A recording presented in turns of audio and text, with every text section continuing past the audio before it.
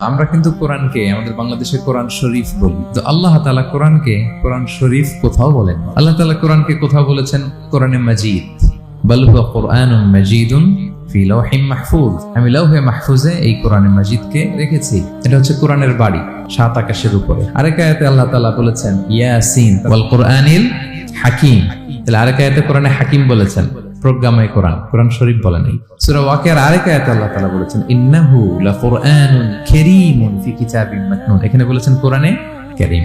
সূরা হিজরের এক আয়াতে আল্লাহ বলেছেন কোরআনে আযীম। এছাড়াও কোরআনের আরো অনেক নাম কোরআনে খুঁজে পাওয়া যায়। যেমন কোরআনের একটা নাম হচ্ছে আল কিতাব। আল্লাহ তাআলা বলেছেন এই কিতাব, এই কোরআনে আমি কোনো কিছু বাকি রাখি নাই, সব বলে দিয়েছি। কোরআনের আরেকটা নাম আল ফুরকান, সত্য মিথ্যার পার্থক্যকারী, the criterion between right and wrong. Quran পড়লে বোঝা যায় কোনটা সত্য কোনটা মিথ্যা। কোরআনের একটা নাম হচ্ছে আয-যিকির। আমরা অনেকে মনে করি শুধু সুবহানাল্লাহ আলহামদুলিল্লাহ এগুলাই জিকির না, কোরআনটাও একটা জিকির। আল্লাহ তাআলা বলছেন নিশ্চয়ই আমি এই জিকিরকে মানে কোরআনকে নাজিল করেছি, আমি এই কোরআনকে সংরক্ষণ করব। তাহলে আল্লাহ বললেন কোরআনে মাজিদ, তিনি বললেন কোরআনে হাকিম, তিনি বললেন কোরআনে কারীম, কোরআনে আযীম। কিন্তু এগুলো সব থেকে আমরা কি বলি?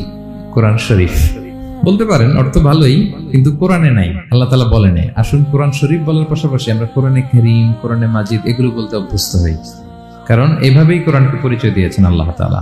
পারা যাবে তো ইনশাআল্লাহ।